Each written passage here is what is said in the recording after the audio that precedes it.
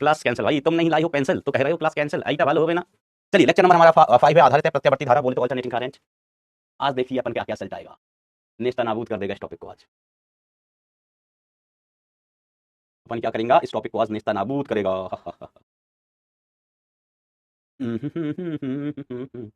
बहारो फूल बरसों। Pen paper पानी की बोतल ले ली बेटा, मास्टर ले ली, हम कहेंगे वेरी गुड बेटा वेरी गुड।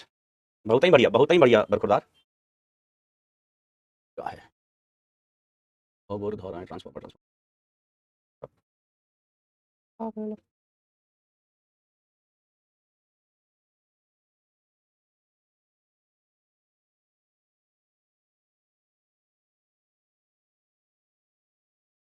ट्रांसफॉर्मर। आज अपन ट्रांसफॉर्मर भी पढ़ेंगे बेटा इसमें, ठीक है बा।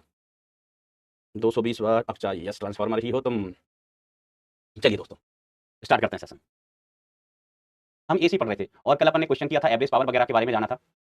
आज की शुरुआत करेंगे अपन सवालों से। एक प्रत्यावर्ती वोल्टेज का स्रोत इतना इतना है, 50 ओम प्रतिरोध लगाया गया है, शिखर मान का आधे मान तक पहुंचने में लगा समय। बेटा ये हमने करवा दिया, done in class, done in class, ठीक है लगाया गया है। तो धारा को शिखर मान के आधे मान तक पहुंचने में लगा समय, करवा दें फिर से। शिखर मान के आधे मान तक पहुंचने में लगा समय, तो पहले धारा निकालो। तो धारा क्या हो जाता है बेटा, वी बाय आर।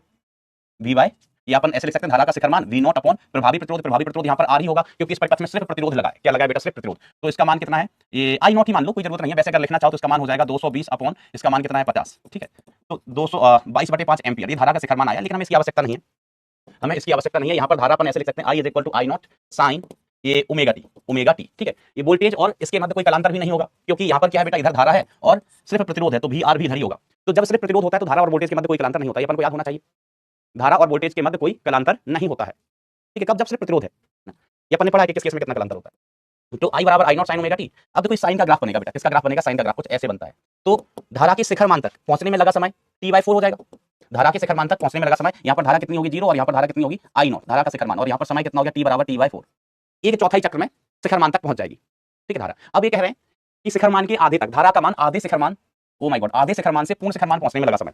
आधे शिखर मान से पूर्ण शिखर मान पहुंचने में लगा समय। तो आधा शिखर मान पहुंचने में लगा समय हम याद कर लेते हैं। तो बेटा धारा यहाँ पर कहीं शिखर मान की आधी होगी I0/2, यहाँ पर कहीं धारा शिखर मान की आधी होगी। और इस समय को हम मान लेते हैं कितना, T1। ये वाला समय कितना है बेटा, T1 है। ये वाला समय कितना है, T1 है। तो ध्यान से देखना, ये वाला समय कितना है बेटा, T1 समय पर धारा I0/2 है और ये धारा का शिखर मान I0 है। हमें सवाल में ये वाला समय निकालना है कि शिखर मान की आधी से लेकर शिखर मान तक जाने में लगा समय। तो इसको हम मान लेते हैं बेटा कितना, T2। कितना मान लेते हैं, T2, ठीक है। तो T1 + T2 is equal to अपन क्या लिख देंगे, T/4। समझ रहे हो बेटा कि T1 समय कौन सा है, शिखर मान के आधे तक पहुंचने में लगा समय।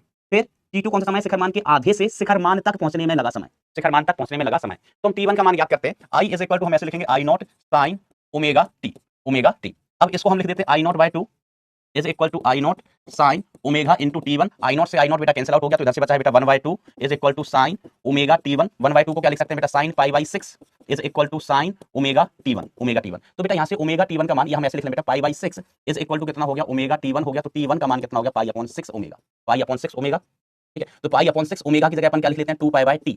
ओमेगा की जगह क्या लिख लेते हैं बेटा अपन, 2π/t। जानते हैं ना बेटा कि t बराबर क्या होता है सर, 2π/ओमेगा। तो ओमेगा की जगह आप क्या लिख सकते हो, omega is equal to 2π/T।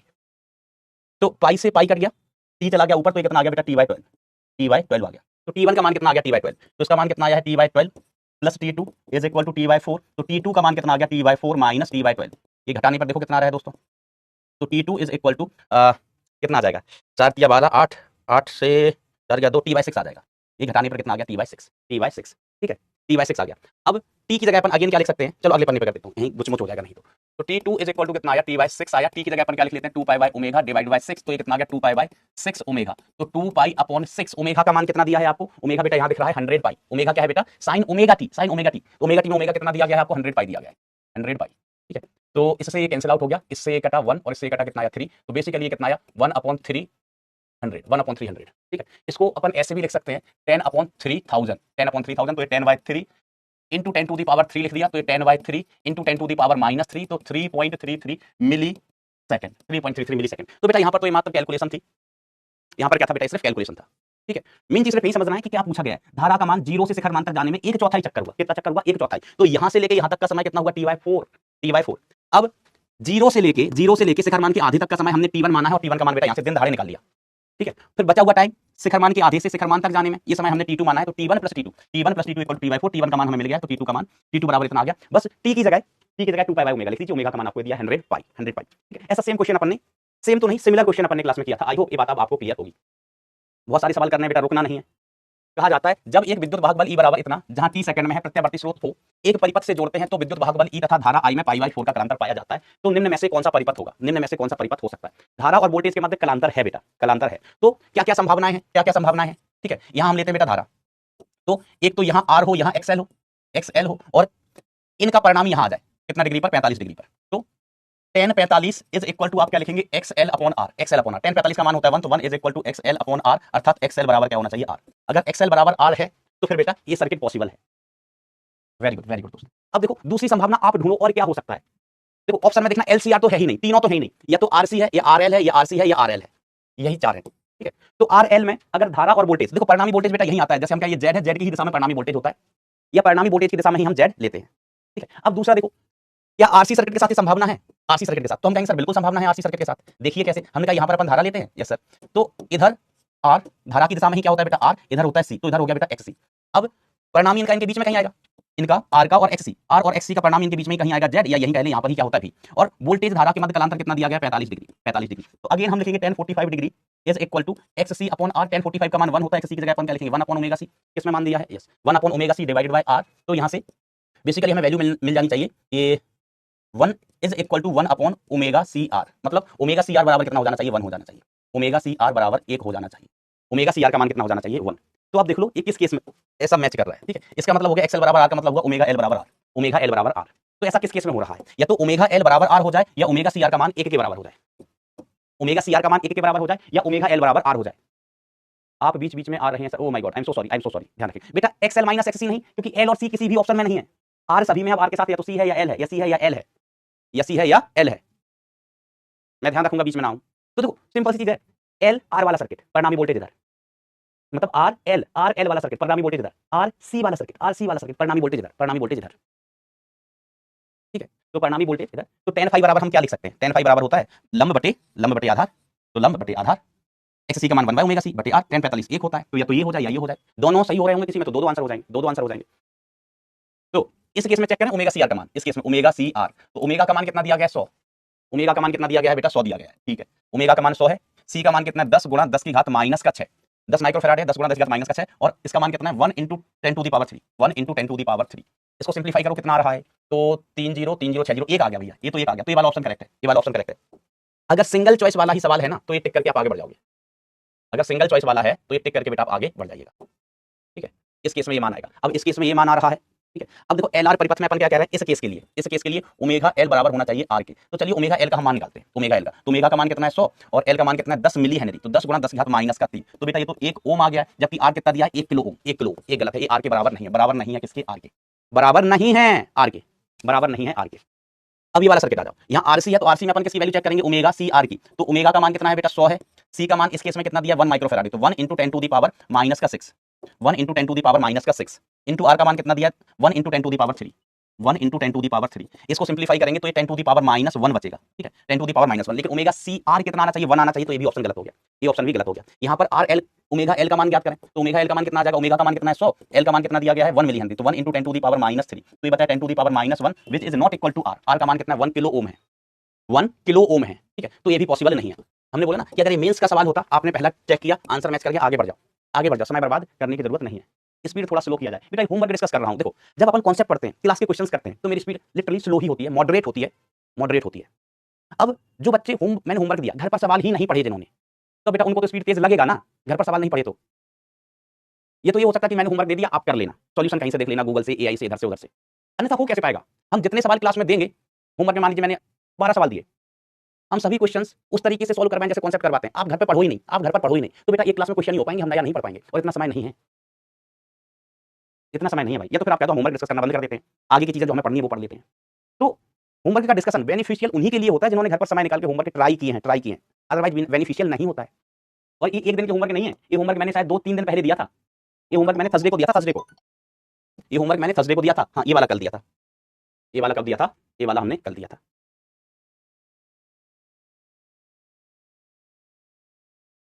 चलो और होमवर्क अभी आने वाले हैं, लेकिन उससे पहले मैं रास्ते में कॉन्सेप्ट मिल गया, हम कॉन्सेप्ट डिस्कस करेंगे, इसके नीचे ही आगे हम डिस्कस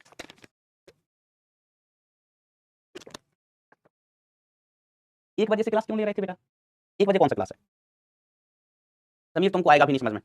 तुम घर जाओ, तुम हवा के झोंका हो, हवा के झोंका। और इसको पढ़ने के लिए ग्रेविटी चाहिए। 1:30 से क्लास क्यों ले रहे हो भाई? यार तो एलसीआर परिपथ में बैंड चौड़ाई, अच्छा एक्स्ट्रा क्लास थी कोई? एलसीआर परिपथ में बैंड चौड़ाई, ध्यान देना, ध्यान से सुनना, ध्यान देना और ध्यान से सुनना। बैंड चौड़ाई क्या होती है? बैंड चौड़ाई क्या होती है ना, परिभाषा रखना। तो बैंड चौड़ाई आवृत्ति की परास होती है जिसके लिए परिपथ में शक्ति का मान अधिकतम शक्ति के आधे से ज्यादा होता है। शक्ति का मान क्या होता है बेटा? अधिकतम के आधे से ज्यादा होता है, अधिकतम के आधे से ज्यादा। सुनना इसका मतलब। तो जैसे मैं यहाँ पर बनाया बेटा ग्राफ, ध्यान से सीखेगा। यहाँ पर बेटा मैं ग्राफ बना रहा हूँ, ठीक है। यहाँ पर मैंने लिया है पावर और यहाँ पर लिया है बेटा मैंने क्या लिया? ओमेगा, पावर लिया ओमेगा। तो बेटा पावर का ग्राफ कैसा बनेगा? धारा के जैसा। शक्ति कब अधिकतम होगी? जब सर्किट में जब आई अधिकतम होगी तब शक्ति अधिकतम होगी, तब शक्ति अधिकतम होगी। जब आई अधिकतम होगी बेटा तब शक्ति अधिकतम होगी। और आई अधिकतम कब होता है? रेजोनेंस में।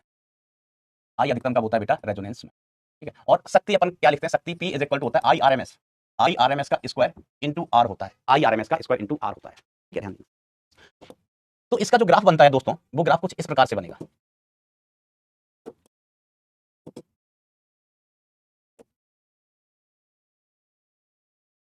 ऐसा कुछ ग्राफ बनेगा, ऐसा कुछ ग्राफ बनेगा शक्ति का। यहां पर अनुनाद की आवृत्ति ओमेगा रेजोनेंस, ये बेटा है ओमेगा नॉट कह लो या इसको ओमेगा आर कह लो, ये अनुनाद की आवृत्ति है, अनुनाद की आवृत्ति, ये अनुनाद की आवृत्ति है बेटा, ठीक है। और यहां पर शक्ति मैक्सिमम, यहां पर पावर कैसा होगा बेटा? मैक्सिमम होगा। यहां पर पावर मैक्सिमम मतलब अनुनाद में, पावर मैक्सिमम कब? अनुनाद में, अनुनाद में। अनुनाद में ग्राफ कैसे बनेगा बेटा कि जब अनुनाद होगा, जब अनुनाद होगा तो शक्ति अधिकतम, जब अनुनाद है तो शक्ति अधिकतम, ठीक है बरोबर, क्योंकि अनुनाद में धारा सबसे ज्यादा होती है। तो जब आई अधिकतम होगा तब शक्ति अधिकतम। आई अधिकतम कब है? अनुनाद में। तो मान लीजिए अनुनाद की आवृत्ति है, ये अनुनाद की आवृत्ति है बेटा, तो यहाँ पर शक्ति अधिकतम है, शक्ति अधिकतम है। अगर हम अधिकतम शक्ति का मान लिखना चाहें पी मैक्स, पी मैक्स, तो पी मैक्स कितना हो जाएगा? इसको हम लिखेंगे I R M S maximum का स्क्वायर इंटू आर। अब आई एम एस कितना हो जाएगा? आई आर एम एस हो जाएगा V R M S divided by R, divided by R, इसका square into R, into R. तो ये कितना हो गया? V R M S square divided by R. अब आप में से कोई बच्चा सवाल पूछ सकता है कि sir I R M S तो वी अपॉन जेड होता है, क्या होता है बेटा? V by Z. हम कहेंगे बिल्कुल सही बेटा, बिल्कुल सही। धारा आई बराबर अपन क्या लिखते हैं? वी बाय जेड लिखते हैं। लेकिन मैक्सिमम धारा अनुनाद में, धारा पावर मैक्सिमम कब होगी बेटा? अनुनाद में। पावर मैक्सिमम कब होगी? अनुनाद में। और अनुनाद में जेड बराबर आर, अनुनाद में, चूंकि अनुनाद में, अनुनाद में जेड बराबर कितना होगा? आर होगा। अनुनाद में जेड बराबर क्या होता है? आर होता है, ठीक है। इसलिए V R M S upon अपन ने क्या कर दिया? आर कर दिया, अपन ने क्या कर दिया? आर कर दिया, ठीक है। आप चाहो तो यहां पर भले ही जेड लिख लो, क्या लिख लो? जेड। लेकिन अनुनाद है ना, तो अनुनाद में जेड का मान किसके बराबर बेटा? अनुनाद में जेड का मान आर के बराबर, अनुनाद में जेड के मान आर के बराबर, तभी शक्ति मैक्सिमम होगी अनुनाद में। क्या ये बात क्लियर है? वैसे इतनी जरूरत नहीं पड़ती, हम थोड़ा ज्यादा डिटेल में जा रहे हैं यहाँ पर, लेकिन कोई बात नहीं। अब देखो यहाँ पर हम कहीं देखेंगे, इस जगह शक्ति कैसी है? इस जगह शक्ति है आधी की अधिकतम, सॉरी अधिकतम की आधी। यहाँ पर जो शक्ति है वो शक्ति P बराबर है, P इज इक्वल टू, यहाँ पर शक्ति P इज इक्वल टू कितना है? पावर मैक्सिमम डिवाइडेड बाय 2, अधिकतम की आधी, power maximum divided by 2, power maximum divided by 2। यहाँ पर शक्ति अधिकतम की आधी है भाई साहब। हम उस पर बाद में आते हैं कि बैंड चौड़ाई की परिभाषा क्या है, उस पर बाद में आते हैं। पहले हम शक्ति लिखना चाहते हैं, यहाँ पर इस जगह की शक्ति लिखना चाहते हैं, P लिखना चाहते हैं। तो P is equal to again I R M S का स्क्वायर इंटू आर। तो ये कितना हो गया? V R M S upon Z, V R M S upon Z, इसका square into R, into R. Sir यहाँ जेड क्यों लिया? हमने कहा यहाँ अनुनाद नहीं है, यहाँ अनुनाद नहीं है, यहाँ पर अनुनाद नहीं है, है ना, यहाँ अनुनाद नहीं है। अच्छा तो नोट कर लेना, ये अनुनाद में है, ये अनुनाद में, और यहाँ पर मैं इधर लिख देता हूँ अनुनाद नहीं है, अनुनाद नहीं है, अनुनाद नहीं है। तो प्रभावी प्रतिरोध, प्रभावी प्रतिरोध कितना होगा? जेड होगा। यहाँ पर अनुनाद है, अनुनाद है, अतः प्रभावी प्रतिरोध कितना होगा? अनुनाद में प्रभावी प्रतिरोध जेड बराबर आर, जेड बराबर आर, ठीक है ऐसा। तो यहाँ से अपन लिखें तो इसका मान कितना आ गया? ये वी आर एम एस का square divide by Z square into R, into R, into क्या हो गया? आर हो गया, ठीक है, इंटू आर हो गया। ये शक्ति पी हो गई, यहाँ पर क्या होगी बेटा? शक्ति पी, ठीक है। अब परिभाषा के अनुसार, परिभाषा के अनुसार, परिभाषा के अनुसार जो शक्ति P है वो बराबर होना चाहिए P मैक्स बाय 2 के, P मैक्स बाय 2 के, P मैक्स बाय 2 के। ध्यान दीजिएगा P मैक्स बाय 2 के। तो हम P इज इक्वल टू क्या लिख रहे हैं? P मैक्स का आधा, अधिकतम शक्ति का आधा। तो P का मान कितना है, VRMS square upon Z square. P का मान हमने निकाला है into R is equal to 1/2। P max कितना है, VRMS का square divided by R। VRMS का स्क्वायर डिवाइडेड बाय R, ये अधिकतम शक्ति है। अधिकतम शक्ति और जो शक्ति P है, यहां पर हमने शक्ति निकाली है, वो P शक्ति इतनी आई है। संबंध क्या है कि P होना चाहिए अधिकतम का आधा। P होना चाहिए बेटा अधिकतम का आधा। ठीक है, अब देखो यहां से हम काटा कूटा मचाएं तो VRMS से VRMS गया, VRMS से VRMS गया, तो यहां से बेटा हमें वैल्यू मिलेगी Z square is equal to 2R square, और Z की वैल्यू हम निकालना चाहें तो Z is equal to √2R आ जाए। तो हमारे पास एक रिलेशन मिल गया, Z is equal to √2R। Z is equal to कितना, √2R। ठीक है, अब यहां से हम ओमेगा निकालने की जरूरत है नहीं वैसे आपको, आपके बोर्ड में भी जेई में भी इसकी जरूरत नहीं पड़ती। बोर्ड में भी इतना डिटेल में, जब जेई में नहीं है तो डिटेल में नहीं पूछते बेटा, इतना दूर तक नहीं जाते। लेकिन चलो अब हम नदी में कूद गए तो बता ही देते हैं, बता दें यस और नो, बता दें हम क्या निकालना चाहते हैं। देखो सुनना ध्यान से, एक बार ध्यान सुन लो फिर हम फिर डिस्कस करेंगे। परिभाषा सुनो, बैंड चौड़ाई आवृत्ति की, बैंड चौड़ाई आवृत्ति की परास होती है जिसके लिए परिपथ में शक्ति का मान अधिकतम शक्ति के आधे से ज्यादा होता है। तो यहां पर देखना शक्ति का मान कितना है, इस जगह पर शक्ति का मान अधिकतम का आधा, इस जगह पर शक्ति का मान अधिकतम से आधा, इस जगह शक्ति का मान अधिकतम से आधा, अधिकतम से आधा। ठीक है, यहां पर हमने कहा आवृत्ति ω1, यहां पर हमने कहा आवृत्ति ω2। ठीक है, ये वाली आवृत्ति कितनी है बेटा, ω1 है, ω1 है, और यहां की आवृत्ति हमने कितनी कह दी बेटा, ω2 है। दिस आवृत्ति इज ω2।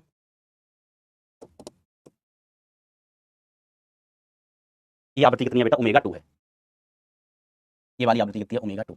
तो इस भाग में देखिए जो शक्ति है वो अधिकतम के आधे से ज्यादा है, अधिकतम के आधे से ज्यादा है। इस भाग में जो शक्ति है, शक्ति अधिकतम के आधे से ज्यादा है। इस भाग में शक्ति पावर P अधिकतम के आधे से ज्यादा है, देख पा रहे हो। इस भाग में जो शक्ति P है आधे के अधिकतम से ज्यादा। अरे यार क्या कुछ कर रहे हो, मैं यहाँ लिख दूं, यहाँ पर शक्ति अधिकतम, अधिकतम के आधे से ज्यादा, अधिकतम के आधे से ज्यादा। ठीक है, यहाँ से लेके यहाँ तक देखो, यहाँ पर शक्ति अधिकतम की आधी, यहाँ पर शक्ति अधिकतम की आधी, ऊपर के ऊपर शक्ति बड़ी बड़ी बड़ी बड़ी बड़ी बड़ी बड़ी अधिकतम अधिकतम अधिकतम अधिकतम अधिकतम, यहाँ पर फिर अधिकतम की आधी, इसके नीचे शक्ति आधे का अधिकतम से कम है, इसके नीचे शक्ति आधे से अधिकतम से कम है। तो बैंड चौड़ाई क्या होती है मेरे दोस्त, कि आवृत्ति की वो परास, मतलब यहाँ से यहाँ तक की आवृत्ति, यहाँ से यहाँ तक की आवृत्ति, यहाँ से यहाँ तक की आवृत्ति जिसमें शक्ति कितनी है, आधे के अधिकतम से ज्यादा है, आधे के अधिकतम से ज्यादा है। ये बैंड चौड़ाई हुई। ये क्या हुई बेटा, बैंड चौड़ाई, बैंड विड्थ। ये बैंड चौड़ाई होगी जहां पर शक्ति आधे के अधिकतम से ज्यादा है। ठीक है, फिलहाल यहाँ प्लस माइनस भी आएगा, प्लस माइनस भी आएगा, क्या आएगा, प्लस माइनस। ठीक है, ये थोड़ा सा बेटा चीजें कठिन हो गई हैं यार, मैं एक बार और एक्सप्लेन कर दूंगा जितनी हमें जरूरत है उतनी। लेकिन चलो अभी अपन नदी में कूदे हैं, कुछ बच्चे कह रहे हैं कि सर बता दो, तो मैं बता देता हूँ। फिर मैं एक बार फिर से इसको बता दूंगा जो अपने काम की चीजें हैं, काम की चीजें। तो देखो हमें ये रिलेशन मिला है, ये रिलेशन मिला है। ठीक है, जेड के लिए मान, अब हमें क्या निकालना, ओमेगा निकालना है। बैंड चौड़ाई कितनी हो गई, बैंड चौड़ाई, बैंड चौड़ाई, बैंड चौड़ाई को हम डेल्टा ओमेगा लिखते हैं। वास्तव में बैंड चौड़ाई फोटो देख के कोई बताएगा बैंड चौड़ाई कितनी हुई। तो बैंड चौड़ाई ये है, ये ω2, ये ω2, ये ω1, ये ω2 और ये ω1, बैंड चौड़ाई ये बीच का है। तो बैंड चौड़ाई हम क्या लिख लेंगे, ω2 माइनस ω1। अब हमें ओमेगा के मान लाने पड़ेंगे। ओमेगा के मान कैसे निकालोगे मैं तरीका बता देता हूँ।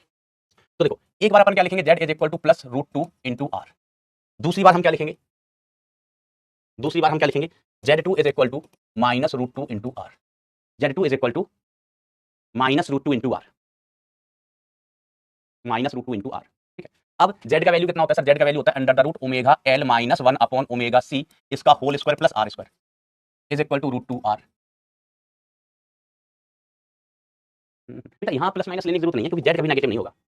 यहाँ प्लस माइनस लेने की जरूरत नहीं है, प्रभावी प्रतिरोध है, उसके नेगेटिव होने का कोई मतलब नहीं है, इसके ये पॉजिटिव नेगेटिव होने के कोई मतलब नहीं है ना, कि वर्ग करेंगे तो वही आ जाएगा, कोई मतलब का नहीं है। प्लस माइनस का रूल आएगा, हम बताते हैं। देखो Z है प्रभावी प्रतिरोध, अगर आप प्लस माइनस लिखोगे भी बेटा तो बाद में हम ये कह देंगे Z प्रभावी प्रतिरोध कैन नॉट बी नेगेटिव। ठीक है, उसके नेगेटिव होने का कोई मतलब नहीं है। अब हमने इसका स्क्वायर किया, इसका स्क्वायर किया, तो इसका स्क्वायर करेंगे तो omega L minus 1 upon omega C इसका whole square plus R square is equal to 2R square is equal to 2R square. ठीक है, तो omega L minus 1 upon omega C इसका whole square is equal to कितना है बेटा, R square is equal to कितना है, R square. अब यहाँ पर रूट लेंगे तो omega L minus 1 upon omega C, omega L minus 1 upon omega C इसका हमने रूट लिया तो ये किसके बराबर आया, ये आएगा प्लस माइनस R के। यहाँ पर प्लस या माइनस आ सकता है, क्यों, ओमेगा L छोटा 1 अपॉन ओमेगा C बड़ा, तो नेगेटिव वैल्यू आ जाएगी। ओमेगा L बड़ा 1 अपॉन ओमेगा C छोटा, मतलब सिंपल सी बात है, ये बड़ा ये छोटा तो पॉजिटिव, ये छोटा नेगेटिव वाला बड़ा तो नेगेटिव। ठीक है, तो यहाँ से हमें दो समीकरण मिलेंगे बेटा, कितने समीकरण मिलेंगे, दो। कौन कौन से, एक तो omega L minus 1 by omega C is equal to plus R लेंगे, प्लस R लेंगे। तो ओमेगा की एक वैल्यू यहाँ से मिलेगी हमें, यहाँ से मान लीजिए ओमेगा की एक वैल्यू मिलेगी, ओमेगा 1 मिलेगा, मिलेगा। कैसे मिलेगा सर, ओमेगा में एक वर्ग समीकरण मिलेगा, ये क्या बनेगा बेटा, ओमेगा में एक वर्ग समीकरण। ऐसे नहीं दिखा तो थोड़ा सा और लिख देता हूं, आइए बेटा मैं इसको ना एक बार और समझाऊंगा अभी, जो अपने काम की चीज है सारी चीज क्लियर हो जाएगी। पी बाई बी पिछले साल के क्वेश्चंस भी करा दूंगा तो आपको पता लगेगा, ये तो बचकानी चीज है, ओमेगा स्क्वायर एल सी। फालतू में ना मुझे पछतावा हो रहा है कि मैं क्या बताने निकल गया आपको। मैं ड्रॉपर बैच में भी नहीं बताता भाई, ड्रॉपर बैच में नहीं बताता, आपको बता दे रहा हूँ क्योंकि मुझे ऐसा लगता है कि आप इंटेलिजेंट हो। अब पता नहीं मैं सही हूँ गलत, पता नहीं मुझे मैं सही हूँ या गलत, बताओ मैं सही हूँ या गलत, सही हूँ या गलत मैं भाई।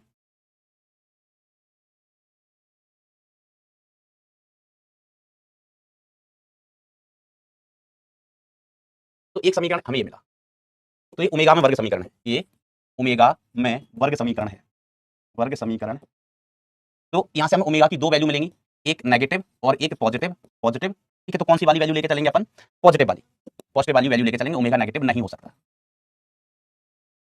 आप बताइए कैसे नेगेटिव हो जाएगी? ओमेगा बेटा नेगेटिव नहीं हो सकता। तो यहां से एक ही वैल्यू बचेगी, यहां से ओमेगा की एक ही वैल्यू बचेगी, वो आप मान लीजिए ओमेगा 1। ओमेगा 1 इस वर्ग समीकरण को हल करेंगे तो, इस वर्ग समीकरण को हल करेंगे तो अब इसके बाद नेक्स्ट पेज पर, अच्छा अब इसके बाद नेक्स्ट पेज पर यही लिख देता हूं मैं। अब दूसरी चीज बेटा यहां पर आप क्या लिख सकते हो कि omega L minus 1 by omega C is equal to minus का, हाँ मास्टर, प्लस माइनस दोनों साइन है, माइनस का। तो यहां से इक्वेशन मिलेगी आपको omega square L C minus 1 is equal to minus omega C R, omega C R, ठीक है। तो यहां से मिलेगा L C into omega square, हाँ master, plus C R into omega, yes master, minus का 1, yes master, is equal to 0। फिर से ओमेगा में वर्ग समीकरण आया, फिर से ओमेगा में वर्ग समीकरण आया बेटा, फिर से ओमेगा में क्या आया बेटा? वर्ग समीकरण आया, ध्यान दीजिएगा। और नदी में आपने खुद आया है मुझे, मैं तो पीछे हटना चाहता था बीच में। फिर से ओमेगा में क्या बेटा? वर्ग समीकरण है, वर्ग समीकरण। तो यहां से इसको सॉल्व करोगे, वर्ग समीकरण है, इसको सॉल्व करोगे तो आपको ओमेगा 2 का मान मिल जाएगा। सर यहां भी तो दो ओमेगा मिलेंगे, वर्ग समीकरण है तो वर्ग समीकरण के दो मूल होते हैं। तो हमने कहा यस, यहां से आपको ओमेगा का दो मान मिलेंगे, लेकिन एक नेगेटिव होगा और एक पॉजिटिव होगा। ओमेगा 2 कौन सा वाला होगा बेटा? पॉजिटिव वाला। आप चाहो तो घर पर सॉल्व कर सकते हैं, वर्ग समीकरण सॉल्व करना आता है। तो एक यहां से आपको ओमेगा 1 मिल गया, एक यहां से ओमेगा 2 मिल गया, ठीक है। चाहो तो इसको हम कह देते हैं समीकरण नंबर 1, समीकरण नंबर 1 से आपको मिल जाएगा ओमेगा 1, और इसको हमने कह दिया समीकरण नंबर 2, समीकरण 2 से मिल गया ओमेगा 2। तो समीकरण 1 व 2 से ओमेगा 1 व ओमेगा 2 मिल जाएंगे, मिल जाएंगे। देखो बड़े वाले ओमेगा को हो सकता है कि इसमें ओमेगा का मान बड़ा आए, इसमें छोटा आए, या हो सकता है इसमें बड़ा आ जाए, इसमें छोटा आ जाए। हमें बैंड चौड़ाई निकालनी है, तो बड़े में से छोटे को घटा देंगे, बड़े में से छोटे को घटा देंगे, मिल जाएंगे। बैंड चौड़ाई, बैंड चौड़ाई, बैंड चौड़ाई, जिसे हम क्या कहते हैं? Delta omega. ये आप कह देना ओमेगा 2 माइनस ओमेगा 1, उसका मॉड ले लेना, मतलब बड़े में से छोटे को घटा देना, ठीक है। और इसका मान घटाने के बाद ये मान आ जाता है आर बाय एल। ओहो, कितना इतना सारा करने के बाद मान इतना सा आता है। इसी को कहते हैं खोदा पहाड़ निकली चुहिया, इसी को कहते हैं बेटा खोदा पहाड़ निकली चुहिया, ठीक है। तो ये कहानी है, ये कहानी है। अभी लोग कितने लोग समझे, कितने लोग समझे इसको? मैंने देखो भाई मैंने किया क्या है, मैं एक बार और समझा देता हूँ। किया तो बहुत कुछ है। सवाल में हमने अधिकतम शक्ति लिखी है, अधिकतम शक्ति लिख ली बेटा ये, फिर यहाँ पर शक्ति लिख ली, यहाँ पर शक्ति लिख ली, बीच में कहीं शक्ति लिख ली। फिर परिभाषा के अनुसार जो शक्ति होनी चाहिए वो अधिकतम की आधे से ज्यादा। तो हमने वो कंडीशन निकाली जहां पर शक्ति अधिकतम की आधी है। शक्ति कैसी है? अधिकतम की आधी। तो power is equal to power maximum upon 2। तो हम क्या कह रहे हैं? Power is equal to maximum power upon 2। तो पावर ये रही, मैक्सिमम पावर ये रही अनुनाद में। इसको हमने सिंप्लीफाई किया तो जेड और आर में एक रिलेशन मिला, जेड और आर में एक रिलेशन मिला। अब हम इसको लेके गए बेटा यहाँ पर लेके गए, जेड का मान रखा, जेड इतना ही होता है, जेड का मान रखा, हल किया, फिर हमें omega L minus 1 by omega C is equal to plus minus R मिला है। तो एक बार हमने क्या किया? प्लस साइन लिया है, एक बार प्लस साइन लिया है और एक बार माइनस साइन लिया है, एक बार प्लस साइन और एक बार माइनस साइन। तो हमें दो वर्ग समीकरण मिल गए, एक वर्ग समीकरण ओमेगा में यहाँ, एक वर्ग समीकरण ओमेगा में यहाँ। तो दो मान यहाँ से मिलेंगे, दो मान यहाँ से मिलेंगे। ओमेगा के टोटल कितने मान मिल गए? 4 4। लेकिन 4 में से दो मान नेगेटिव हो जाएंगे, एक इसमें से नेगेटिव आएगा, एक इसमें से नेगेटिव आएगा। Omega can not be negative. तो जो पॉजिटिव मान मिला, मान लीजिए यहाँ से ओमेगा 1, यहाँ से ओमेगा 2। तो बैंड चौड़ाई क्या होती है बेटा? बैंड चौड़ाई होती है ओमेगा 2 माइनस ओमेगा 1 और उसका मान आर बाय एल आ जाएगा। आप चाहो तो वर्ग समीकरण हल कर सकते हैं, वर्ग समीकरण हल करना आपको आते हैं। क्या 70% लोग समझे? 82% समझे। Very good, very good, very good.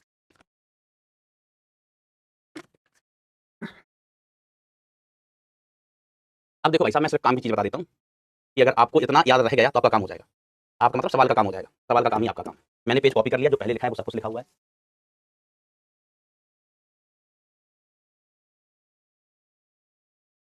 देखो इतनी सी बात कही जा रही है परिभाषा में, इतनी सी बात कही जा रही है, इसलिए तो रिजल्ट भी डायरेक्ट मैंने लिख रखा है। वाह, पहले जैसा सही बन गया। इतनी सी बात कही जा रही है कि बैंड चौड़ाई क्या होती है? बैंड चौड़ाई, तो बैंड चौड़ाई होती है अगर यहाँ पर हम शक्ति और ओमेगा के बीच में ग्राफ बनाए तो हमें स्पष्ट दिखाई दे रहा है कि यहाँ पर शक्ति अधिकतम है, यहाँ पर शक्ति अधिकतम है, और यहाँ पर कोई पॉइंट है जहाँ पर शक्ति अधिकतम की आधी है, शक्ति अधिकतम की आधी है, शक्ति अधिकतम की आधी है। यहाँ पर कहा जाता है बैंड चौड़ाई आवृत्ति की परास होती है जिसके लिए परिपथ में शक्ति का मान अधिकतम शक्ति के आधे से ज्यादा, अधिकतम शक्ति के आधे से ज्यादा। तो उनका ओ माय गॉड, यहाँ पर शक्ति अधिकतम की आधी, यहाँ पर शक्ति अधिकतम की आधी। ग्राफ में नीचे जाएंगे तो ये कम होगी शक्ति, जबकि ये कह रहे हैं आधे से ज्यादा, अधिकतम के आधे से ज्यादा, मतलब ग्राफ में कहाँ जाओ? ऊपर जाओ। तो इस भाग में क्या कहा जा रहा है? इस भाग में क्या कहा जा रहा है? शक्ति अधिकतम के आधे से, शक्ति अधिकतम के आधे से ज्यादा है, ज्यादा है। तो इस भाग की आवृत्ति, इस भाग की आवृत्ति क्या कहलाएगी? बैंड चौड़ाई, बैंड चौड़ाई कहलाती है। इस भाग की आवृत्ति बैंड चौड़ाई कहलाती है, ठीक है। बस तो इस भाग की आवृत्ति क्या है? इस भाग की आवृत्ति ये रही भाई। तो यहाँ से लेके यहाँ तक की आवृत्ति, यहाँ से लेके यहाँ तक की आवृत्ति को हमने क्या कह दिया? Delta omega. इस आवृत्ति को क्या कह दिया? Delta omega. और पर्टिकुलर जो यहाँ की आवृत्ति है उसको हमने कहा ओमेगा किसका? रेजोनेंस का। ओमेगा किसका? रेजोनेंस का। आप चाहो तो उसको ओमेगा नॉट मान, ठीक है। ये बेसिकली क्या है? यहाँ पर जहाँ ये अधिकतम है ये ओमेगा अनुनाद का है, इसका ओमेगा अनुनाद का। तो बस इतनी सी बात है, खत्म बात, खत्म बात, समझ गए? बैंड चौड़ाई क्या है? तो आवृत्ति की वो परास जहाँ पर शक्ति आधे का अधिकतम ज्यादा है, तो यहाँ पर शक्ति अधिकतम की आधी, तो अधिकतम की आधी से ज्यादा ज्यादा ज्यादा ज्यादा ज्यादा ज्यादा ज्यादा ज्यादा ज्यादा ज्यादा ज्यादा यहाँ तक। तो यहाँ से लेके यहाँ तक की आवृत्ति, यहाँ से लेके यहाँ तक की आवृत्ति क्या कहलाती है? बैंड चौड़ाई। और बैंड चौड़ाई का मान लिखा हुआ है, बैंड चौड़ाई delta omega is equal to R by L. Delta omega is equal to कितना होता है, आर बाय एल। ये कहां से आया है उसका प्रूफ मैंने पता नहीं, गलती से बता दिया भैया, लेकिन 82% लोगों ने समझा, बहुत अच्छी बात है, हम 70% लोग ही एक्सपेक्ट कर रहे थे। वेरी गुड बेटा, वेरी गुड।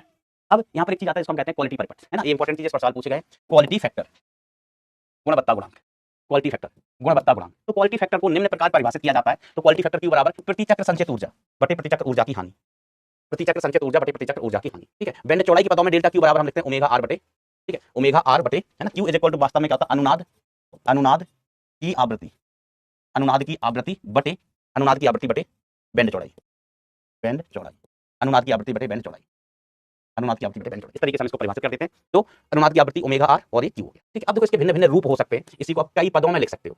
अपना सीन सेट हो गया, कहानी खत्म। बस इसको हम कई पदों में लिख सकते हैं, like Q is equal to omega R है, ओमेगा किसका, रेजोनेंस का, अपॉन आर बाय एल है, ठीक है मास्टर, ठीक है, ठीक है। तो क्यू इज इक्वल टू, इसको हम ऐसे लिख सकते हैं बेटा, ओमेगा रेजोनेंस का इंटू एल बटे आर। हाँ मास्टर, लिख सकते हो, लिख सकते हो। अब हमने कहा सुनो, इसको हम कहा लिख सकता है, हमने कहा इसको हम लिख सकता है एक्सएल, एक्सएल का resonance omega into L, omega into L का लिख दोगे एक्सएल, एक्सएल बटे आर। और रेजोनेंस में एक्सएल, ये रेजोनेंस का है ना, रेजोनेंस में एक्सएल बराबर का होता है, एक्सएल बराबर एक्ससी होता है। क्यों रेजोनेंस में, क्योंकि, क्योंकि रेजोनेंस में, रेजोनेंस में एक्सएल बराबर का होगा एक्ससी, एक्सएल की जगह हम एक्ससी भी लिख सकते हैं, अभी जरूरत पड़े तो। और देखो इसी को हम ऐसे लिख सकते हैं, इसी को। और Q इज इक्वल टू हमने क्या लिखा है, omega R divided by R by L. हाँ मास्टर, ओमेगा आर रेजोनेंस की आवृत्ति क्या होती है, 1 बाय रूट एल सी। बिल्कुल सही कह रहा है मास्टर तू, मास्टर तू बिल्कुल सही कह रहा है। रेजोनेंस की आवृत्ति क्या होती है, 1 by root R C upon R by L, upon R by L. R को भेज दो ऊपर तो आर चलोगे बेटा, सब बनता है ऊपर, बटे R into root L C, root L C. तो इसको बेटा मैं ऐसे लिख सकूं क्या, root L into root L, root L into root L upon R into root L root C. हाँ मास्टर, रूट एल ये कई का रूट है, अलग अलग कर दो, तो दिक्कत ना है। हमने कहा ओके डियर फ्रेंड, अब रूट एल से रूट एल को चिपका दो, या ऐसे इस रूट एल से इस रूट एल को उड़ा दो। तो Q is equal to, Q is equal to कितना आया बेटा, 1 upon R root L by C, 1 upon R root by L by C. तो ये भी क्वालिटी फैक्टर। तो बस आपको अगर ये रिजल्ट याद है, ठीक है, डेल्टा ओमेगा क्या, R by L, delta omega is R by L, तो आप फिर तो कोई भी रिजल्ट निकाल सकते हैं जो भी सवाल में पूछा जाए।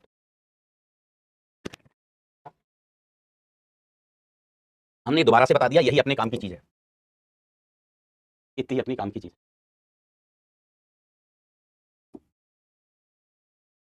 काम की चीज, काम कम की नहीं, कम की नहीं, काम की बातें, दीज आर द काम की बातें।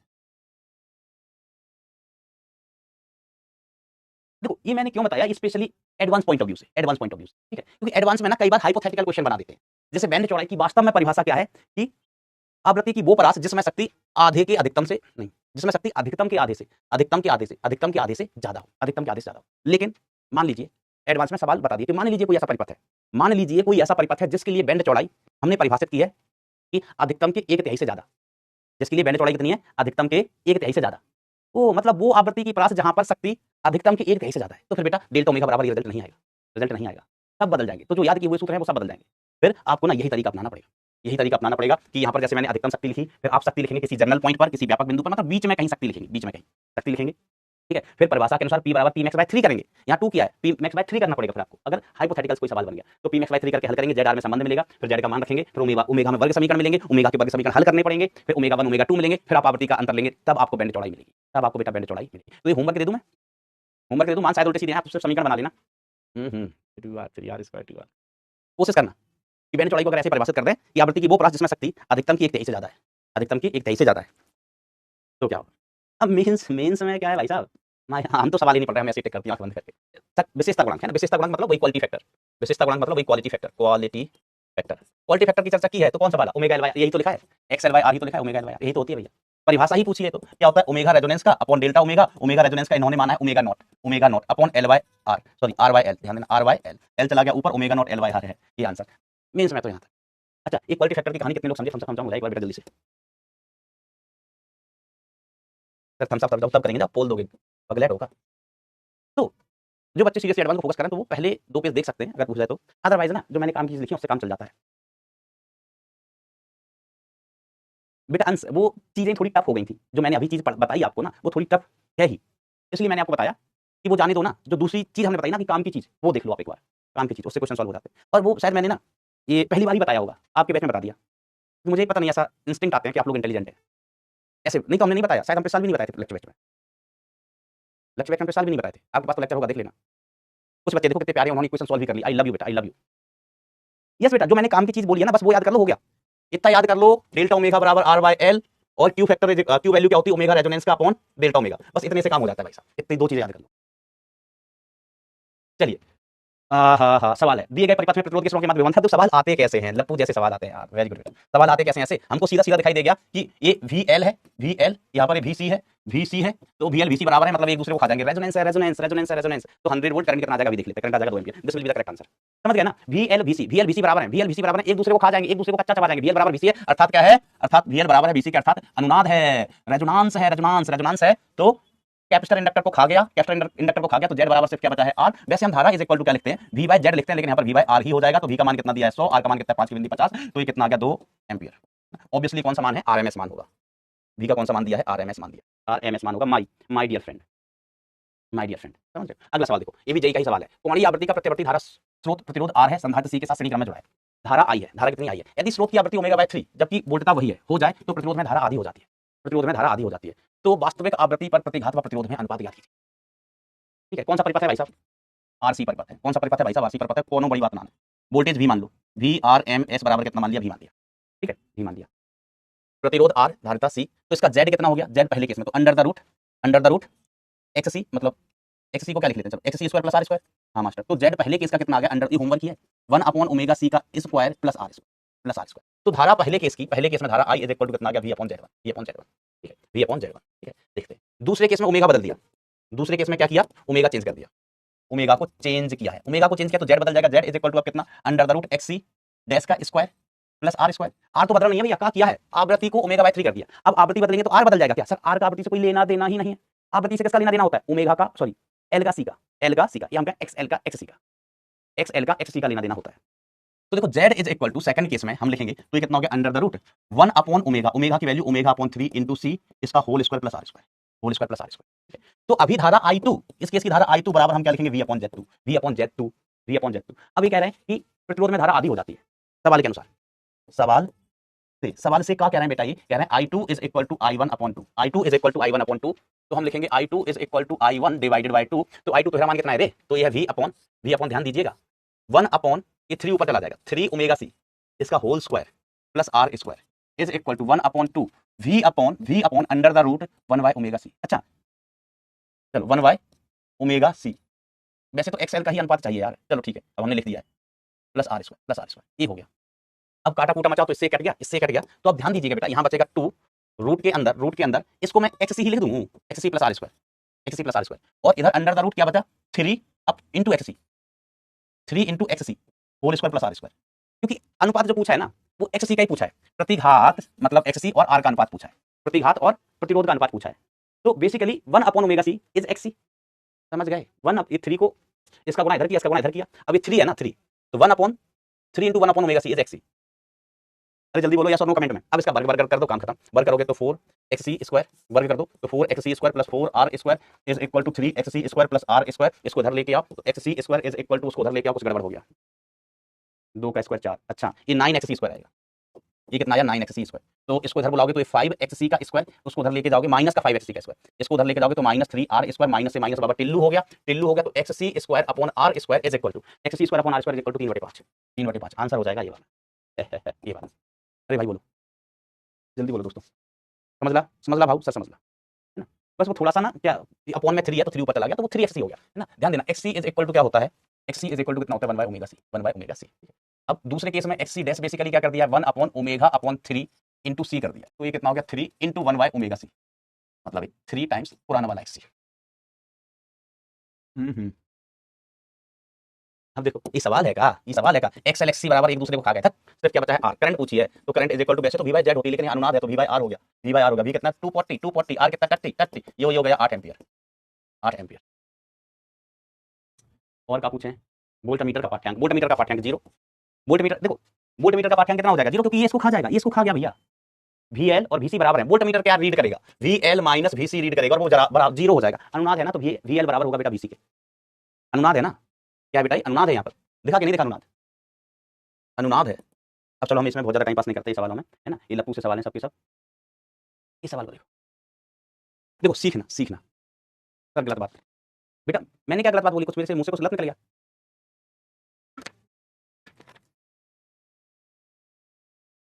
अगर मेरे मुंह से कुछ गलत निकल गया हो तो हाथ जोड़ के सॉरी बेटा, मुझे याद भी नहीं मैंने क्या गलत बात कर दी, जरा बोलो। तो कई बार पता नहीं चलता, हो सकता है फ्लो फ्लो में कुछ निकल गया हो। मांस की जीभ है बेटा। आओ। ओ माय गॉड, टिंग टिंग।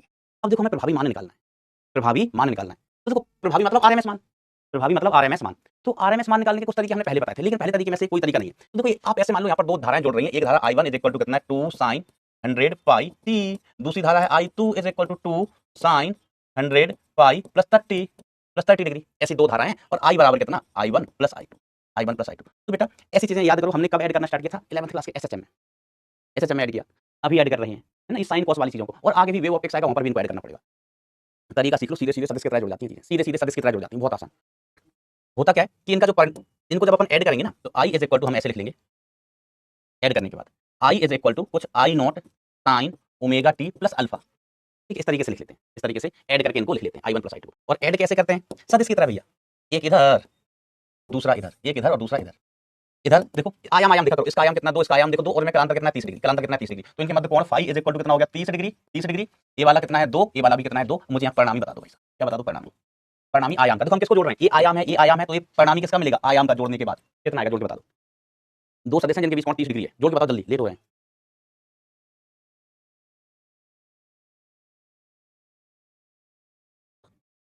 टू रूट टू गधे हो क्या तुम, निपुण निराट गधे हो, टू रूट टू कह रहे हो तो।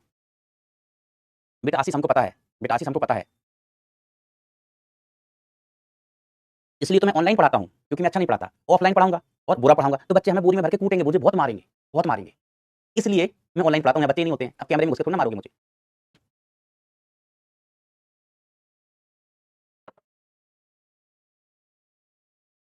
आओ। तो भैया इनको सदस्य की तरह ऐड कर लेते हैं। तो ऐड करने का जो ए रिजल्टेंट होता है वो अपन क्या लिखते हैं, under the root A square plus B square plus 2ab cos phi. बेटा अपन जब पढ़ते हैं ना, तो मैं एक्सपेक्ट करके चलता हूँ कि जो चीज़ हम आपको पढ़ा चुके हैं वो पढ़े, वो आपको याद हो। दूसरी चीज 2ab cos phi, oh my god, cos phi का वैल्यू कितना होता है, cos 30 का वैल्यू कितना होता है √3/2। फाई कितना है 30 डिग्री, कितना 30 डिग्री, 2 से 2 बाबा टिल्लू हो गया, 4 प्लस 4 प्लस 4 √3 कितना पाप हो रहा है। तो ये रिजल्टेंट कितना आ गया बेटा, तो 4 और 4 कितना 8, 8 प्लस 4 √3। तो इसमें से 2 बाहर आ गया, तो 2 बाहर आ गया, तो ये कितना बचा है, 2 बाहर आने के बाद अंदर बचा है 2 प्लस √3, 2 प्लस √3। तो बेटा ये आया है शिखर मान। ये कौन सा मान आया भाई साहब, ये शिखर मान आया है, शिखर मान। ये कौन सा मान आया है, शिखर मान, शिखर मान। ये कौन सा मान आया बेटा, इनको ऐड करने के बाद इनका शिखर मान। ठीक है, तो आंसर तो नन ऑफ दीज हो जाएगा, मतलब ये आंसर होगा, क्योंकि ये तो ऑप्शन में जो लिखा है वो शिखर मान लिखा है। शिखर मान अपॉन √2, प्रभावी मान कितना आएगा इसका अपॉन √2, बी नहीं आएगा। बेटा गजेंद्र फुल स्कोर कैसे करें, ये अच्छी बात है, आपको फिजिक्स अच्छी लग रही है। फुल स्कोर करने का कुछ अलग तरीका नहीं होता, अलग तरीका नहीं होता दोस्त। पिछले सालों में ना बहुत सारे लोगों ने किया है स्कोर, मतलब 95 वाले तो कितने बच्चे थे, तो हमें से 95 लाने वाले, पढ़ते चलो अपने आप हो जाता है। चलो। तो ए मतलब समझ गया ना, शिखर मान कितना आया धारा का 2 × 2 + 2 √3। तो आरएमएस मान कितना हो जाएगा, आरएमएस मान हो जाएगा I0/√2, I0/√2। तो बेसिकली ये कितना आ जाएगा 2 2 + 2 √3 डिवाइडेड बाय √2, है ना, सिंप्लीफाई कर लेंगे उसको, ये मान आएगा, ये मान आएगा। चलो अब देखो बेटा, और अच्छे सवाल, अच्छे सवाल, और अच्छे सवाल, ध्यान से सुनिएगा माय डियर फ्रेंड, ध्यान से सुनिएगा। आपके सिलेबस में सीरीज वाले सर्किट हैं, आपके सिलेबस में कौन से सर्किट हैं, सीरीज वाले, सीरीज वाले। 100 प्लस कैसे, अबे पेपर मेंस का पेपर ही 100 का होता है, गधे 100 प्लस कैसे लाएं, गधे यार 100 प्लस कैसे लाएं। बेटा 25 सवाल आते हैं, एक सवाल 4 नंबर का होता है,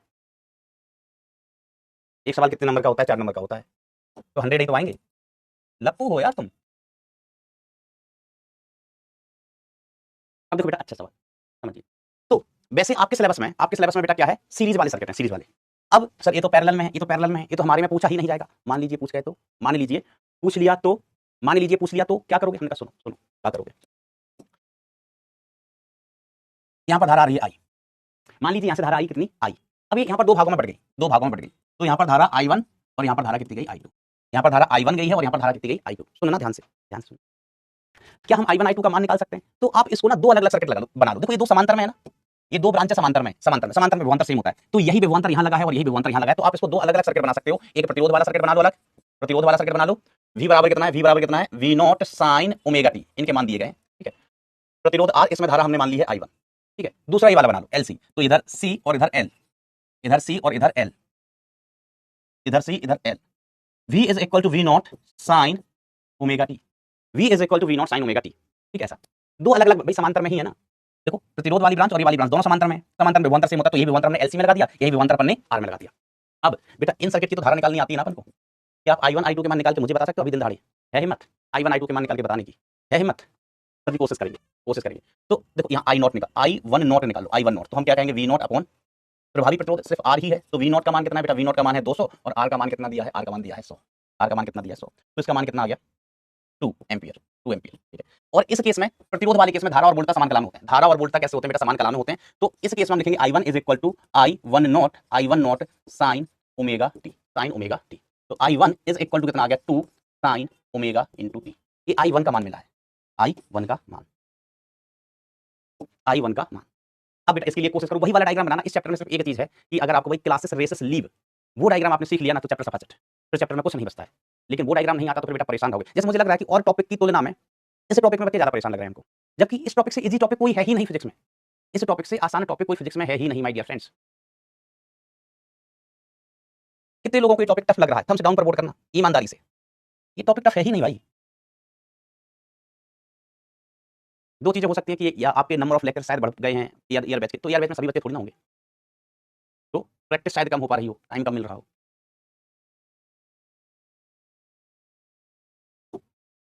चलिए तो देखो सिंपल सी बात है, आर तो यहाँ पर है नहीं, आर तो यहाँ पर है नहीं, है ना। तो देखो हम यहाँ बनाए आई, इस सर्किट की बात कर रहा हूँ, यहाँ पर हम बनाए हैं आई, यहाँ पर XL और यहाँ पर XC, यहाँ पर XC, इसका मान 100 है, इसका मान 200 है, मतलब XL ज्यादा है, XL ज्यादा है, तो ऊपर बचा है क्या XL माइनस XC, यही प्रभावी जेड है, आर तो है ही नहीं बेटा यहाँ पर, आर तो बेटा है ही नहीं, प्रतिरोध है नहीं, तो ऊपर XL नीचे XC विपरीत दिशा में। अब तुम अगर ये नहीं पता है कि अगर दो सदस्य एक दूसरे के विपरीत है तो वो घट जाते हैं, हम इनको सदस्य की तरह ही जोड़ रहे हैं, एक ऊपर है एक नीचे, तो ये घट जाएंगे और बड़े में से छोटे वाले घटा दोगे। अब ये 200 है और ये 100 है, तो 200 में से 100 को घटा दोगे, ठीक है।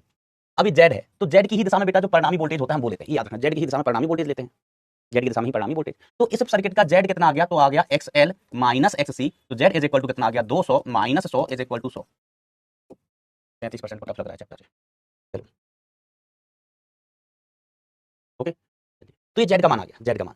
अब देखो हम क्या लिख रहे हैं आई, तो आई नॉट सेकंड केस के लिए ये कितना आ जाएगा V not upon second case का जेड, तो V नॉट कितना था 200 है, V नॉट का मान कितना है बेटा 200, देखो ये लिखा है V नॉट कितना लिखा है 200 लिखा है, अपॉन जेड का मान कितना है 100 है, ये कट गया, ये कट गया, 100 है, ये कट गया, तो आई नॉट 2 कितना आया 2 एम्पियर ही आया, 2 एम्पियर ही आया, आंसर हमको दिख गया 2√2, आंसर हमको दिख गया 2√2। सर आप तो पागल हो, आपको तो ऐसे ही दिख जाता है कुछ, हम आपको भी दिखवाता, आपको भी दिखवाता। अब सेकंड केस में बेटा करंट की इक्वेशन लिखो, सेकंड केस के लिए करंट का समीकरण लिखिए, तो ध्यान दीजिएगा, देखो सेकंड केस के लिए इधर आई है और इधर अपना जेड प्रभावी जो हम लिखते हैं XL माइनस XC, देखना बेटा इधर आई है और इधर अपना जेड, जिसको अपन क्या लिखते हैं XL माइनस XC वो है ना, और इसी दिशा में अपन V ले लेते हैं, जो जेड क्या है परिणामी प्रतिरोध, V क्या है परिणामी वोल्टेज, V परिणामी वोल्टेज, याद रखो जेड और V की दिशा समान होगी, जेड और V की दिशा कैसे होगी समान, तो धारा इधर है और वोल्टेज इधर है, तो एंगल कितना हुआ 90 डिग्री, तो I इज इक्वल टू हम कैसे लिखेंगे I not 2 I2 sign omega T minus pi by 2, minus का पाई बाई 2।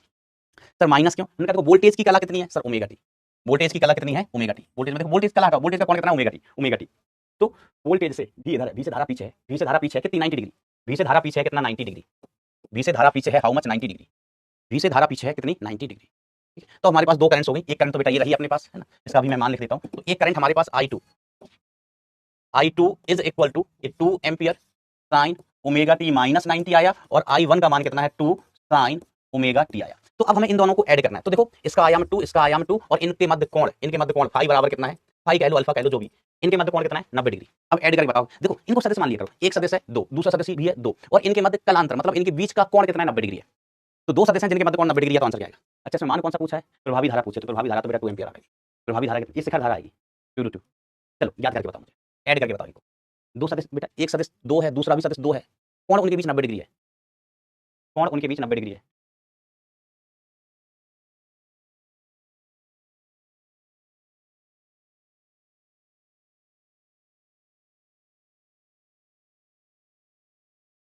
तो देखो माय डियर फ्रेंड्स, इधर 2 इनके बीच एंगल कितना 90 डिग्री, तो जब दो सदस्य 90 डिग्री पर है तो इनका जो रिजल्टेंट आता है, रिजल्टेंट अपन क्या लिखते हैं under the root a square plus b square plus 2ab cos of theta, cos of theta, ठीक है।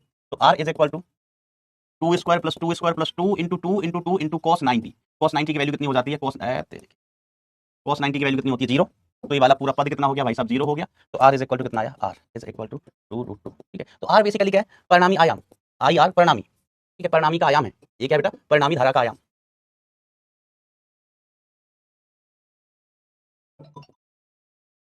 परिणामी धारा का आयाम है। हेलो, हाँ बोलिए मैम। अब रोज फोन करते हैं, मैं रोज मना करता हूँ, क्यों करते हैं ऐसा? मैं फ्रस्ट्रेट हो गया, कभी सुबह 8 बजे फोन लगाते हैं, कभी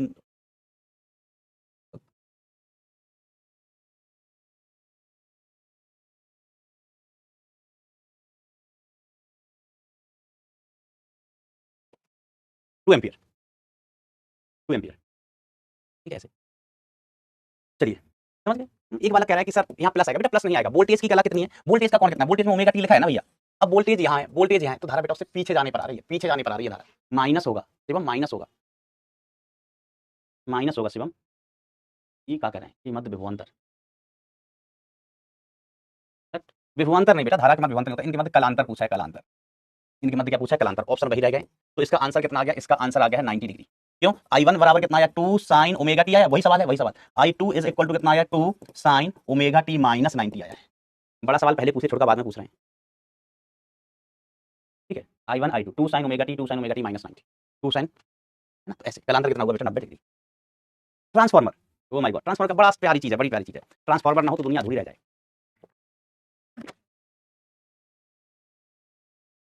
लेकिन बेटा ट्रांसफार्मर ना पूरा हो नहीं पाएगा तो हम स्टार्ट नहीं कर रहे हैं। ट्रांसफार्मर पूरा हो नहीं पाएगा तो हम स्टार्ट नहीं कर रहे हैं। हम भंवर धाराएं बता देते हैं।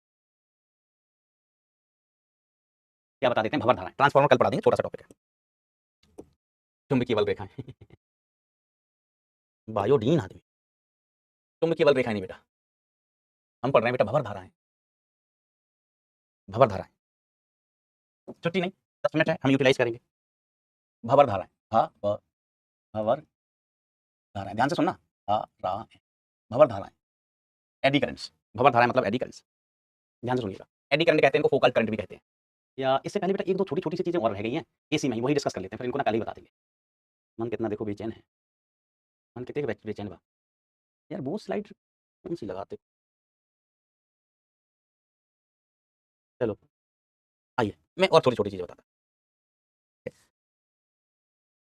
और कुछ इंपॉर्टेंट फैक्ट्स एसी के बारे में, एसी के बारे में कुछ इंपॉर्टेंट पॉइंट्स, एसी के बारे में बेटा कुछ इंपॉर्टेंट पॉइंट्स की अपन चर्चा कर रहे हैं। आप मेरा साथ देंगे क्या, हाँ सर दे देंगे। पहला पॉइंट है, who is more dangerous, which current is more dangerous, कौन ज्यादा खतरनाक, कौन ज्यादा खतरनाक, एसी या डीसी। आपको क्या लगता है कौन सी करंट ज्यादा खतरनाक है, एसी करंट ज्यादा खतरनाक है या डीसी करंट ज्यादा खतरनाक, कमेंट में बताओ, रीजन भी सोचना, कमेंट में बताओ बेटा, रीजन भी सोचना कौन ज्यादा खतरनाक है। मैं एक मिनट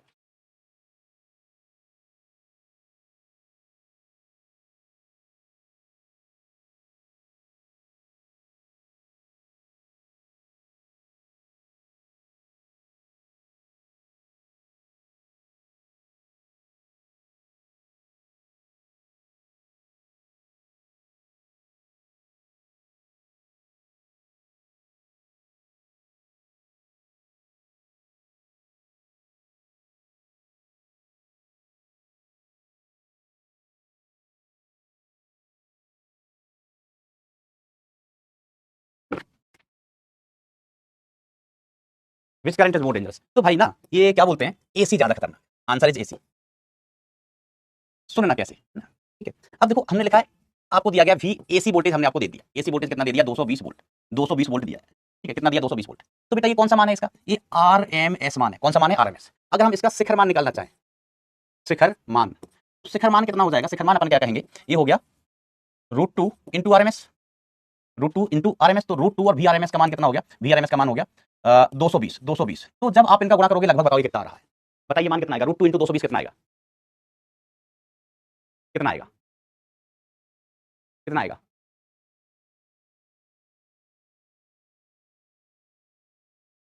जल्दी बोलो। 310 311 के आसपास, लगभग लगभग 310 या 311 के आसपास, 311 के आसपास, मैं मान लूं आपकी बात। अरे सब लोग अलग अलग बता रहे हो, अरे प्रभु तुमसे कुछ पूछना ही बेकार है। 310 311 के आसपास। अब देखो होता क्या है ना कि आप घर में मान लीजिए काम कर रहे हैं ना, वोल्टेज लिखा है एसी का कितना, 220 वोल्ट, वोल्टेज लिखा है एसी का कितना, 220 वोल्ट। तो क्या हुआ बेटा, एक आदमी ने कहा कि हमें एसी वोल्टेज पे काम कर रहे हैं घर में, और इस पे लिखा है 220 वोल्ट, ठीक है। तो आपने देखा होगा इलेक्ट्रिशियंस क्या करते हैं, दस्ताने पहनते हैं, ग्लव्स पहन लेते हैं, क्या पहन लेते हैं, ग्लव्स पहन लेते हैं, ठीक है, ताकि झटका ना लगे, रबड़ मतलब वो इंसुलेटेड होते हैं जिनमें धारा का चालन ना हो सके। तो वो दुकान पे गया, दुकान पे जाके बोला कि भैया भैया हमें ऐसे ग्लव्स देना कि 280 वोल्ट तक हमें कुछ ना हो, 280 वोल्ट तक हमें झटका ना लगे। उसने अपनी कैलकुलेशन सही की, क्योंकि एसी वोल्टेज लिखा कितना था 220, तो हमने कहा अच्छा एसी वोल्टेज 220 है, तो हम जो ग्लव्स लेके आते हैं, जो प्रोटेक्शन लेके आते हैं बेटा, वो 280 वोल्ट थोड़ा एक्स्ट्रा लेके आते हैं, थोड़ा एक्स्ट्रा लेके आते हैं। लेकिन उसे क्या पता एसी करंट धोखेबाज है, 220 तो इसका आरएमएस वैल्यू है, 220 क्या है बेटा, आरएमएस वैल्यू, इसका मान कभी ना कभी 310 भी होगा, कभी ना कभी 310 भी होगा, और ये प्रोटेक्शन कितने का लेके आया 280 को, तो इसको झटका लगेगा, तो इसको झटका लग जाएगा, समझ रहे हो। तो ये थोड़ा सा धोखेबाज होता है, तो जो मान रखा है वो आरएमएस होता है, पीक वैल्यू उससे ज्यादा होती, तो हम कहते हैं इसमें धोखा होने का चांस है, क्या बेटा, धोखा होने का चांस है, ठीक है, समझे बेटा बात को। क्योंकि आप ही घर में देखो हम क्या कि हमें घर में कोई काम करना है, ठीक है, तो हमने कहा कि चलो जूते पहन के कर लेते हैं, और जूते 240 वोल्ट तक झेल जाएंगे, घर में लाइट आ रही 220 की, अब वो 220 का ही शिखर मान कितना होगा, 310 होगा, तो हमें झटका लगेगा, झटका लगेगा, बरोबर। बेटा अमित पटेल, अमित पटेल, हाँ समझ में आ रहा है, तुम उसी का नतीजा हो अमित पटेल, तुम्हारा पढ़ने पे ध्यान नहीं है, तुम जो लिख रहे हो ना तुम उसी का नतीजा हो, का से ना फटता, बेवकूफ आदमी। हम तुमको कितनी बार कहे कि क्लास में बदतमीजी मत किया करो, शैतानियां कर लो। दूसरी चीज कि जो एसी करंट होती है, जो एसी करंट होती है बेटा, एसी करंट होती है बेटा, तो एसी धारा, एसी धारा चुंबकीय प्रभाव, चुंबकीय प्रभाव व रासायनिक प्रभाव, प्रभाव प्रदर्शित नहीं करती है, प्रदर्शित नहीं करती है, रासायनिक प्रभाव प्रदर्शित नहीं करती है, ठीक है बेटा। क्यों, ध्यान सुनो सर, वीआरएमएस को √2 से इनटू क्यों किया बेटा, सूत्र यही होता है, पहले लेक्चर में बताया था, पहले लेक्चर में, है ना, क्योंकि हमने शिखर मान निकाला दोस्त ना, शिखर मान होता है वीआरएमएस इनटू √2, पहले लेक्चर में बताया था। कहां से याद, सुनिए क्यों नहीं करती है, क्योंकि इसकी दिशा लगातार बदलती रहती है, ठीक है, कभी मान पॉजिटिव कभी नेगेटिव, कभी पॉजिटिव कभी नेगेटिव। एसी है ना, एसी अपन क्या कहते हैं कि एसी वो धारा है जिसका मान कभी पॉजिटिव कभी नेगेटिव, कभी पॉजिटिव कभी नेगेटिव, ठीक है। यहाँ पर अपन ने लिया धारा, यहाँ पर लिया अपन ने समय, यहाँ पर लिया समय, ठीक है भाई। तो यहाँ पर धारा कैसा है बेटा, पॉजिटिव, और यहाँ पर धारा कैसा है, नेगेटिव, धारा नेगेटिव, ठीक है। तो इसका मतलब आप ये समझ लो कि कोई तार है, कोई तार है, धारा पॉजिटिव मतलब इस दिशा में बह रही है, और फिर धारा नेगेटिव है मतलब दिशा पलट गई, दिशा पलट गई, ठीक है। ये हमने कहा नेगेटिव धारा, और ये हमने कहा धारा कैसी है, पॉजिटिव है, पॉजिटिव है। तो दिशा बहुत जल्दी जल्दी पलटती है बेटा, दिशा बहुत जल्दी जल्दी पलटती है, ठीक है। तो अब यहाँ पर हम चेक करना चाहें magnetic field, magnetic field check करना चाहें, तो हम कहेंगे बेटा धारा इधर जा रही है, धारा इधर जा रही है, तो मैग्नेटिक फील्ड अंदर है, अंदर। अब अगले ही क्षण इसकी दिशा पलट जाएगी, दिशा पलट जाएगी, तो धारा इधर जा रही है तो दिशा कहाँ है, बाहर, बाहर। तो यहाँ पर दिशा कभी अंदर कभी बाहर, कभी अंदर कभी बाहर, कभी अंदर कभी बाहर, तो नेट इफेक्ट कितना हो जाएगा, 0। समझ रहे हैं कि जो एसी धारा है वो अपनी दिशा निरंतर बदलती रहती है। तो जैसे हमारे पास ये तार है उसमें कभी धारा इधर जा रही है, कभी इधर जा रही है, इधर जा रही है, इधर जा रही है, इधर जा रही है, इधर जा रही है, तो नेट प्रभाव कितना हो जाता है, 0। इसलिए वो चुंबकीय प्रभाव और रासायनिक प्रभाव प्रदर्शित नहीं कर पाती। रासायनिक प्रभाव पहले आपके सिलेबस में था, अब नहीं है, पहले आपके सिलेबस में था, अब नहीं है बेटा, ठीक है ऐसा। और तो क्या है, अच्छा, आवृत्ति कितनी होती है एसी की, है ना। अपने घरों में, घरों में बस 2 मिनट और बेटा, घरों में आने वाली एसी की आवृत्ति, एसी की आवृत्ति, घरों में आने वाली एसी की आवृत्ति कितनी होती है, 50 हर्ट्ज, 50 हर्ट्ज। इसका मतलब होता है 1 सेकंड में 50 चक्कर, 1 सेकंड में 50 चक्कर, अर्थात अर्थात धारा 1 सेकंड में, 1 सेकंड में 100 बार 0 होगी, 100 बार 0 होगी। अर्थात आपने घर में जो बल्ब है, बल्ब वो 1 सेकंड में 100 बार जल रहा है, 100 बार बंद हो रहा है, मतलब धारा 100 बार शून्य हो रही है 1 सेकंड में। 1 सेकंड में बेटा धारा कितनी बार शून्य हो रही है, 100 बार, ठीक है। बल्ब 100 बार जल रही है, 100 बार बुझ रही है, इतनी जल्दी जल्दी होता है कि अपन को पता ही नहीं चल पाता है, अपन को पता ही नहीं चल पाता, अपनी आंखें देख ही नहीं पाती हैं। जैसे पंखा, जब धीमे पंखा नहीं चल रहा है तो हमें पंखे में कितनी पंखुड़ी दिखाई देती है, 3। पंखे को हम चलाएं लेकिन स्पीड बहुत कम है, तो भी पंखे में हमें 3 पंखुड़ी ही दिखाई देती है। लेकिन हम पंखे को बहुत रफ्तार से चलाते हैं तो हमारी आंखें परसेप्ट ही नहीं कर पाती, हमारी आंखें पहचान ही नहीं पाती कि कितनी पंखुड़ी है इसमें, क्योंकि वो बहुत तेज घूम रही होती है, हमारी आंखें पहचान ही नहीं कर पाती, पंखुड़ियों को गिन ही नहीं पाती। तो ऐसे ही बेटा अपन कह सकते हैं ऐसे कि 1 सेकंड में धारा 100 बार शून्य होती है, 100 बार शून्य होती है, मतलब आप इसका निकाल सकते हो कि मान लो कोई बल्ब है वो 100 बार जल रहा है, 100 बार बंद हो रहा है 1 सेकंड में, लेकिन हमारी आंखें देख नहीं पाती है। सर 100 बार कैसे हो गया, 100 बार कैसे हो गया, तो हम देखो 1 सेकंड में कितने चक्कर है, 1 सेकंड में बेटा 50 चक्कर है। अब देखो हम बात करें 1 चक्कर की, इसकी बात करें बेटा 1 चक्कर की, तो जैसे हमें धारा दी गई है I = I not sin omega T. आप देख सकते हो 1 चक्कर में साइन का मान 2 बार 0 होता है, एक बार 180 पर, एक बार 360 पर, ऐसा ग्राफ बना। तो 1 चक्कर हुआ भाई, 1 चक्कर, 1 चक्कर में साइन का मान कितने बार 0 होगा, 2 बार। चाहे तो आप यहाँ से गिन लो, जैसे 1 बार 0 यहाँ पर हुआ, 1 बार 0 यहाँ पर, और 1 बार 0 यहाँ पर, यहाँ पर मान कितना हुआ 0, यहाँ पर मान कितना हुआ बेटा 0। जैसा अभी 1 चक्कर में कितनी बार बदलती है, 100 बार, 2 बार 0 हो गया। अब कॉस से और बेटर समझ जाओगे। अगर हम कॉस का ग्राफ बनाएं, इधर I ले लें, इधर T ले लें, और ग्राफ किसका बनाएं बेटा, कॉस का। तो कॉस का ग्राफ तो ऐसा होता है, 1 चक्कर हुआ है ना, ये 0, चलो ऐसे एंगल π/2, पाई 3π/2, 2π, तो इसमें और स्पष्ट दिख रहा है, कोई कंफ्यूजन वाली बात ही नहीं है कि 2 बार 0। 1 चक्कर में साइन या कॉस की वैल्यू 2 बार 0 होती है। कॉस का अगर ग्राफ होता है, अगर हम इसमें को कॉस में लेते, कॉस में, तो यहाँ पर भी 0, यहाँ पर भी 0, यहाँ पर भी 0, यहाँ पर भी 2 बार 0, 1 चक्कर में 2 बार 0, 1 चक्कर में 2 बार 0। अब आवृत्ति 50 हर्ट्ज होने का मतलब है, आवृत्ति 50 हर्ट्ज होने का मतलब बेटा कि 1 चक्कर में, सॉरी 1 सेकंड में 50 चक्कर, 1 सेकंड में 50 चक्कर, तो 1 सेकंड में 50 चक्कर हो रहे हैं, ठीक है, और एक चक्कर में करंट 2 बार शून्य हो रही है, एक चक्कर में करंट 2 बार शून्य, तो 50 चक्कर में करंट कितने बार शून्य? 100 बार। समझ गए मेरी बात को? है ना, करंट एक चक्कर में 2 बार शून्य होती है, 2 बार शून्य, एक चक्कर में 2 बार शून्य होती है, ठीक है। और बेटा कभी ऐसे अगर आपको ग्राफ मिल जाए, अच्छा ये बात क्लियर है? टच में चल रहे हो? बस खत्म, मैं छोड़ने ही वाला हूँ भाई, छुट्टी करने वाले हैं। टच में चल रहे हैं बेटा, समझ रहे हैं कि नहीं? सो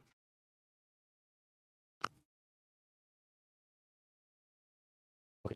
अब जैसे मान लीजिए कभी किसी ने कहा कि हमें ग्राफ बना के बताओ किसमें, इधर एक्स सी में और इधर ओमेगा में, तो बड़ा आसान होता है। अगर एक्स सी बराबर अपन क्या लिखते हैं, 1/ओमेगा सी, तो ये ग्राफ कैसा बनेगा?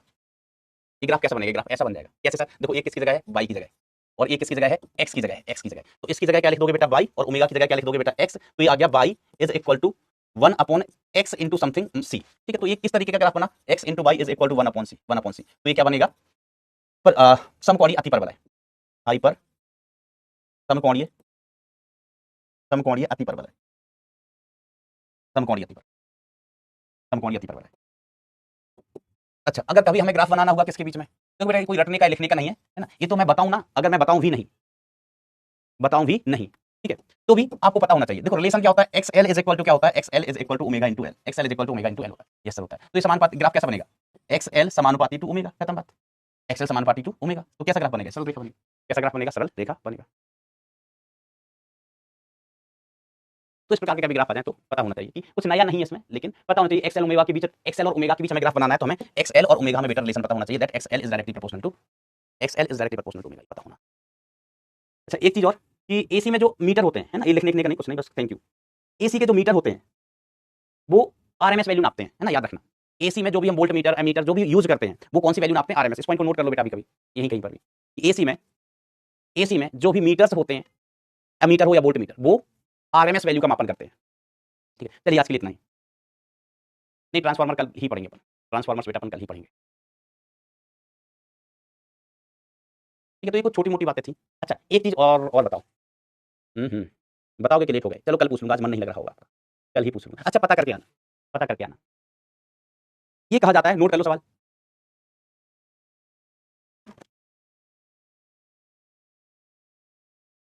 बेटा वैसे तो परिपथ में कभी प्रतिरोध शून्य नहीं होता है, तार होगा तो प्रतिरोध तो होगा ही होगा। एक सवाल ऐसे नोट कर लो, रफ में आंसर ढूंढना। कहा जाता है कि कैपेसिटर अपने अंदर से डीसी धारा को नहीं जाने देता है, एसी को जाने देता है, क्यों? लिखो लिखो सवाल लिखो। कैपेसिटर अपने अंदर से डीसी धारा को नहीं जाने देता है, एसी धारा को जाने देता है, क्यों? इंडक्टर उल्टा करता है, इंडक्टर अपने अंदर से एसी धारा को नहीं जाने देता है, डीसी धारा को जाने देता है, क्यों? बेटा पढ़ाएंगे प्रदीप शर्मा, डोंट वरी। अच्छा आज 1 बजे से क्लास थी क्या आपकी? मैं भूल गया, मैं भूल ही गया।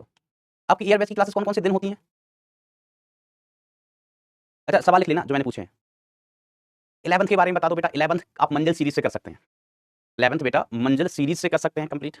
ये आपका शायद अभी एक नया चैनल लॉन्च हुआ है, PW JEE Hindi medium, PW JEE Hindi medium, उसमें भी शायद 11th के ही लेक्चर चल रहे हैं, तो एक बार देख लेना, 11th के चल रहे हैं, 12th के चल रहे हैं, तो वो नए लेक्चर्स हैं, बरोबर, मंडे एंड लास्ट के 2 दिन।